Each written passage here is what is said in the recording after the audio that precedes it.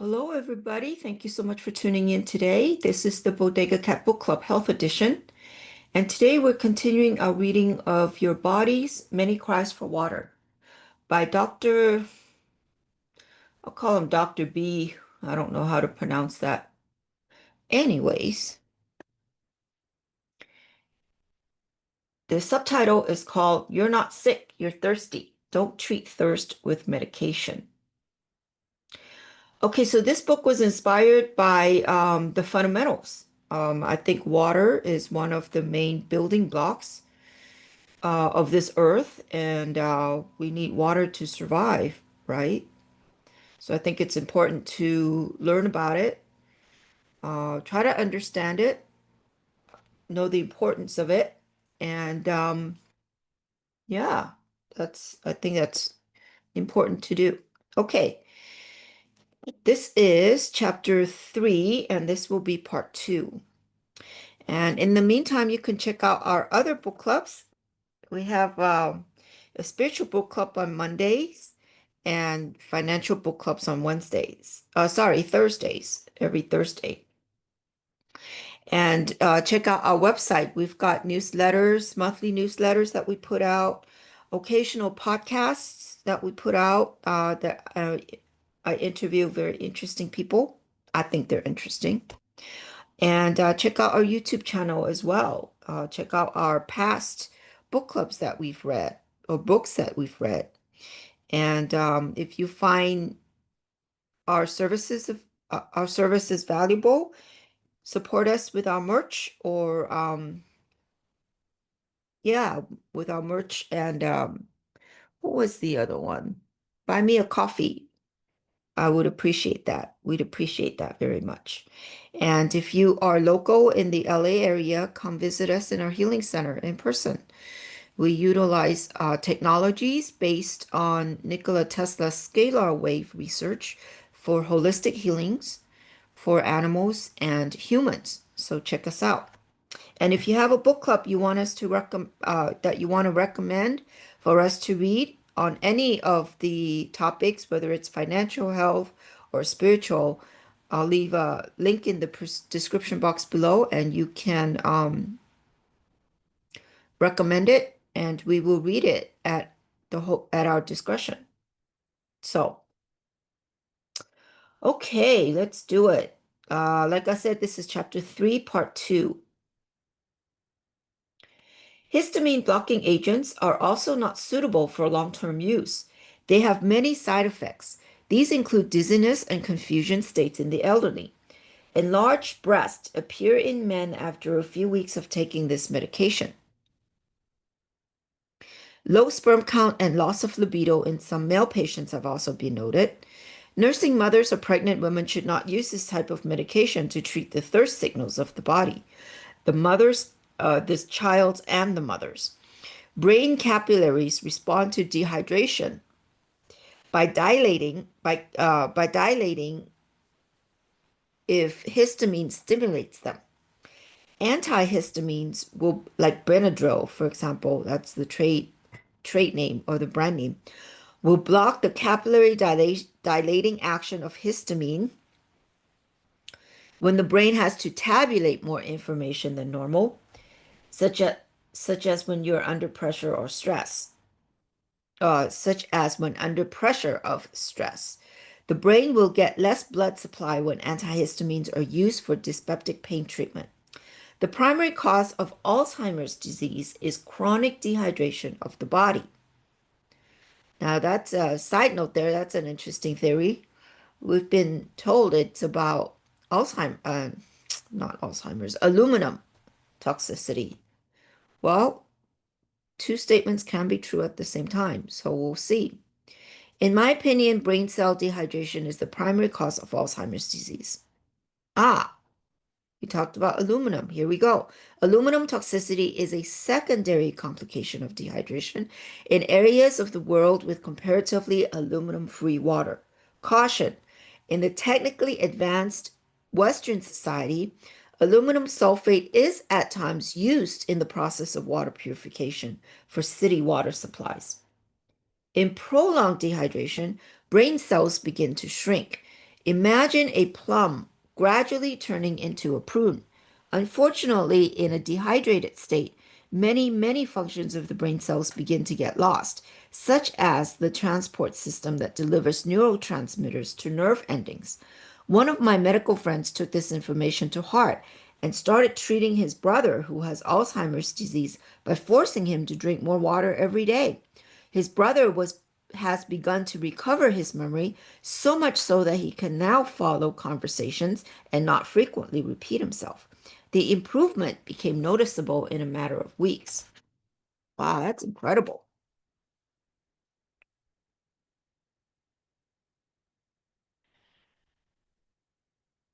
Can you imagine, just another side note, what happens to all the nonprofit organizations like uh, Alzheimer's, all the organizations that talks about that asks for your money and then says, "Oh yeah, it's for research," right? Like Alzheimer's and dementia. Can you imagine those companies going out of business because of water? And water's free. Water is free. FREE, free. It's given to us by Mother Nature. Wow. That's just mind-boggling. That's crazy. Okay, sorry about that.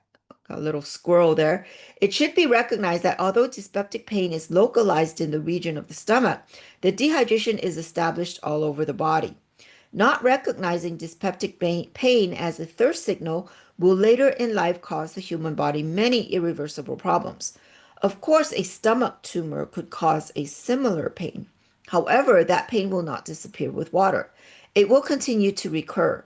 In case there are repeated pains, even when water intake has been regulated for a number of days, it would be prudent to consult a physician for assessment of the condition. If the pain is from gastritis or duodenitis or even peptic ulcerations, regular intake of water and dietary adjustments are a must in the daily routine for the treatment of the conditions. Colitis pain. Colitis pain felt in the lower left part of the abdomen should initially be viewed as another thirst signal of the human body. It is often associated with constipation, itself caused by persistent dehydration. One of the main functions of the large intestine is the process of taking water out of the excrements so that not too much water is lost in the waste matter after food digestion. When there is dehydration, the residue is naturally devoid of the normal amount of water necessary for its easier passage. Also, by slowing down the flow and further squeezing the content, even the final drops of water are drawn away from the solid residue in the large gut. Thus, constipation becomes a complication of dehydration in the body. With added food intake, more solid waste is packed into the intestine and increases the burden of passage of its hardened waste content. This process causes pain. Colitis pain should initially be considered as a thirst signal of the body. With adequate water intake, the lower left abdominal pain that is associated with constipation will disappear. Eating an apple, a pear, or an orange in the evenings will help reduce constipation the next day. False appendicitis pain. A severe pain can sometimes appear on the right lower abdominal region. It can mimic an inflammation of the appendix and present some similarity to the pain of early appendicitis. Other distinguishing characteristics are not seen. There is no rise in body temperature, no guarding or tenderness in the abdominal wall, and no feeling of nausea. 1 or 2 glasses of water will relieve this lower right abdominal pain. 1 glass of water can serve as a diagnostic tool in this particular condition. Hiatus hernia. You often come across the classic dyspeptic pain that the doctor has diagnosed as hiatus hernia. Hiatus hernia means displacement of the upper part of the stomach through the gap of the diaphragm, the esophageal hiatus, into the chest cavity. This would be an unnatural place for the stomach to be in. With a part of the stomach in the chest, food digestion becomes painful. The acid in the stomach freely pushes upward, and touches the unprotected wall of the esophagus, causing the pain of heartburn. Normally, the content of the upper part of the stomach is sealed off and cannot pass upward into the esophagus when food is being digested. The normal direction of intestinal contractions is downward from the mouth to the rectum. Furthermore, there are two valves that prevent the regurgitation of food upward. One valve is located in the wall of the tract between the esophagus and the stomach. This valve only relaxes when food is going into the stomach. The other valve is located outside of the tract in the diaphragm, where the esophagus passes through its hiatus to join the stomach. This trap valve is synchronized to relax every time food that is being swallowed in the esophagus has to pass through the valve. At other times, it is tight and does not permit the contents of the stomach to pass upward. This is the normal state of affairs for the two valves that prevent the passage of food from reversing direction and passing upward. The intestinal tract from the mouth to the rectum is a long tube. Different parts of it have developed special physical and functional attributes to make the process of food digestion and the evacuation of its waste products a well integrated and smooth operation. There are many local hormones that make this operation possible. Local hormones are chemical messengers that signal and time the next stage of process to kick in. They cause the necessary enzymes to be secreted to further the breakdown and subsequent absorption of the active materials in food. Early in the process of digestion, acid is secreted in the stomach to activate the enzymes and help in the breakdown of solid proteins, such as meat and hard to digest foods. Normally, the liquefied but highly acidic content of the stomach is pumped into the first part of the intestine. There is a pyloric valve between the stomach and the intestine, whose operation is regulated by the message system from either side of the intestinal tract. It is one thing for the stomach to wish to empty its content into the intestine. It is another thing for the intestine to be ready to receive this highly corrosive and acidic gastric content. The pancreas is a gland that secretes insulin to regulate blood sugar. It also pours some essential digestive enzymes into the intestine. The pancreas has, at the same time, the physiological responsibility of rendering the intestinal environment alkaline before the acid from the stomach reaches the intestine. The most important function of the pancreas is its constant role of manufacturing and secreting a watery bicarbonate solution, the alkaline solution that will neutralize the acid that enters the intestine. To manufacture the watery bicarbonate solution, the pancreas needs much water from the circulation. When the body is dehydrated, this process is not very efficient. For this reason, the pyloric valve will not receive clear signals of when to open and allow stomach acid to pour into the intestine. This is the first step in the production of dyspeptic pain, the initial thirst indicator of the human body. When we drink water, depending on the volume of water that enters the stomach, a hormone neurotransmitter called motilin is secreted. The more water we drink, the more motilin is produced by the intestinal tract and can be measured in blood circulation. The effect of motilin on the intestinal tract is to produce rhythmic contractions of the intestines, peristalsis, from its upper parts to its lower end. Part of this action involves the timely opening and closing of the valves that are in the way of the flow of the intestinal content. Thus, when there is enough water in the body for all the digestive processes that depend on the availability of water, the pancreas will produce its watery bicarbonate solution to prepare the upper part of the intestinal tract to receive the acidic content of the stomach.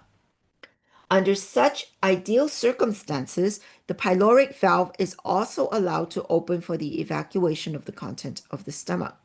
Motilin is Motilin has a major transmission role in coordinating this action. It is a satiety society sat how do you pronounce that? Society? That's not right. Satiate, oh, jeez. That means satisfied. Satiety. I don't know how to pronounce that. Sorry about it. I butchered that word. It just means full. It means satisfied. Hormone. It's this, um when you eat and you're full, you feel satiated. Satiated, okay? Satiate. I don't know, whatever. Okay. Anyways, it's a hormone secreted when water extends the stomach wall. The problem begins when there is not enough water in the body for these digestive events to take place in a coordinated manner. In no way will the system allow the corrosive acid content of the stomach to reach the intestine if the mechanism to neutralize the acid is not effective. The damage would be irreparable. Irreparable. Irreparable. Get a little tongue twister there. Irreparable. The walls of the intestines do not possess the same protective layer against acid that is available to the stomach. The first thing that happens is the reversal of the strength of contraction in the valves on either side of the stomach. The pyloric valve constricts more and more. The ring valve between the esophagus and the stomach and the external valve of the diaphragm become more relaxed. Initially, some of the acid may flow into the esophagus when the person is lying down and produce a type of pain that is often called heartburn. In some, the laxity of the valve in the diaphragm may be such that a portion of the stomach may pass through it into the chest and achieve the title of hiatus hernia. When the valves reverse their mode of operation for the normal flow of the stomach content, in effect, they are preparing for another eventual and unavoidable outcome, the evacuation of the stomach content through the mouth. If the stomach content cannot go into the intestine and it cannot indefinitely remain in the stomach, there is only one other way out, through the mouth. For this action to take place, the intestinal tract is capable of reversing the direction of its contractions. The reversal of the contractions is called antiperistalsis. That's a very nice way of saying vomit.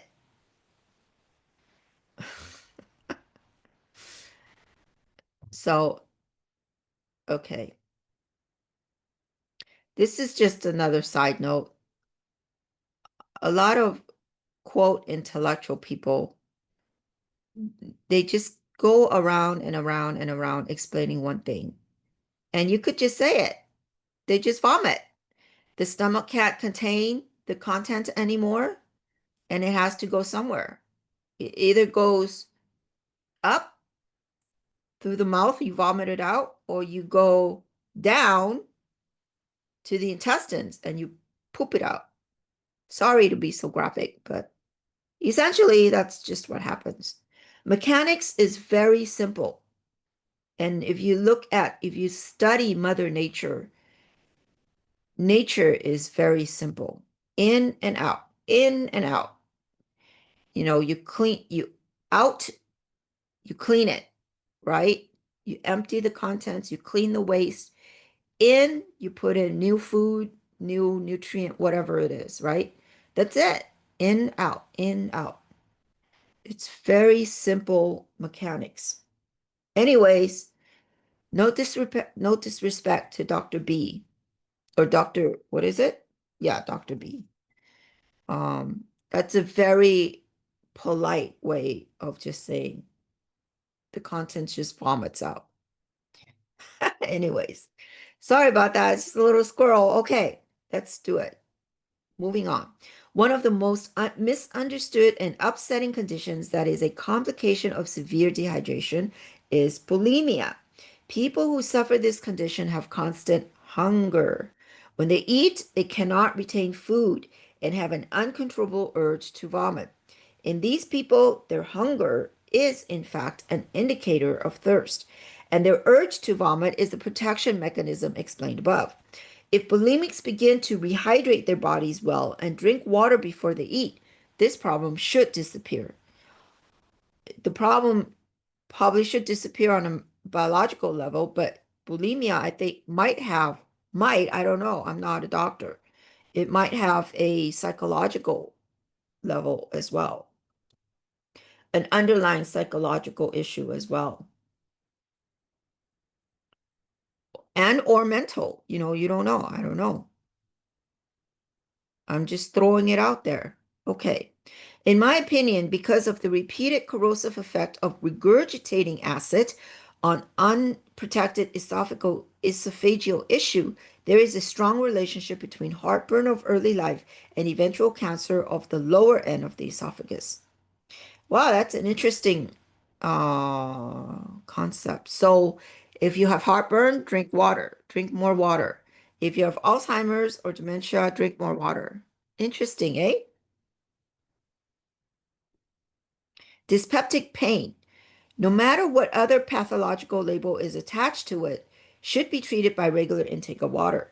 The current use of antacids and and histamine blocking agents is not to the benefit of a chronically dehydrated person whose body has resorted to crying for water.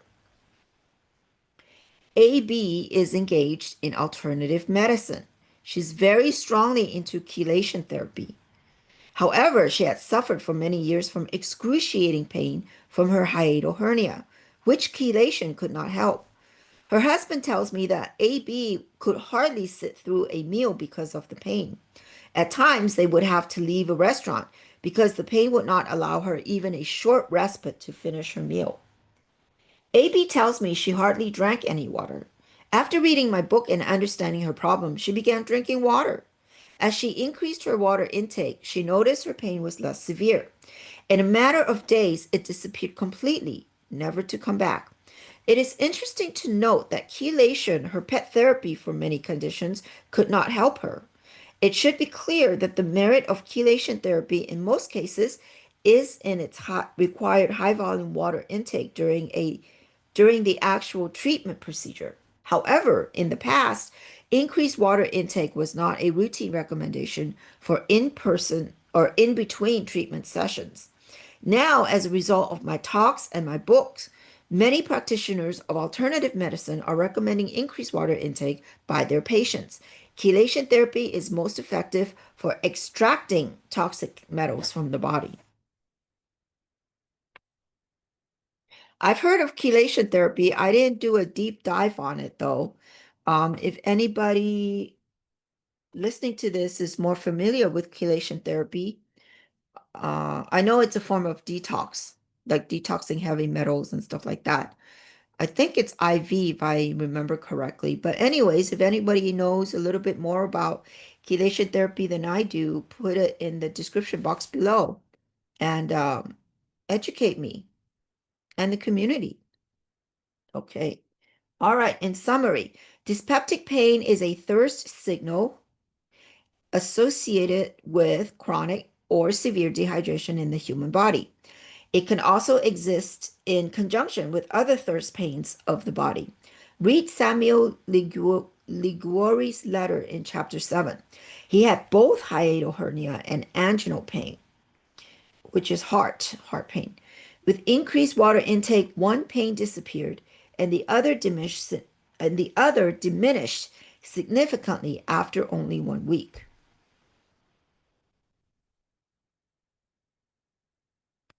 Okay, end of chapter 3. Wow, it's a very interesting chapter. I'm enjoying this book very much. I think it sort of reinforces what I know. Um, and it's about habit. Like I confess I'm not a big water drinker. I can do it, but it has to be conscious. It's not something that I grab on a subconscious level, right? Or I gravitate towards on a subconscious level. I'm more of a tea drinker. But anyways, there's always room for improvement, isn't there? All right. Okay, so I hope you enjoyed that. We will continue next week. And I hope you guys all have a great week. And like I said, check out our newsletters and all the goodies that I mentioned in the beginning of the video. Are the book clubs and podcast and healing center and merch and all that stuff. So, and leave your comments in the comment below. I like to hear what you're thinking. learn new things from the community. And yeah, I hope you guys all have a great day. All right, bye-bye now.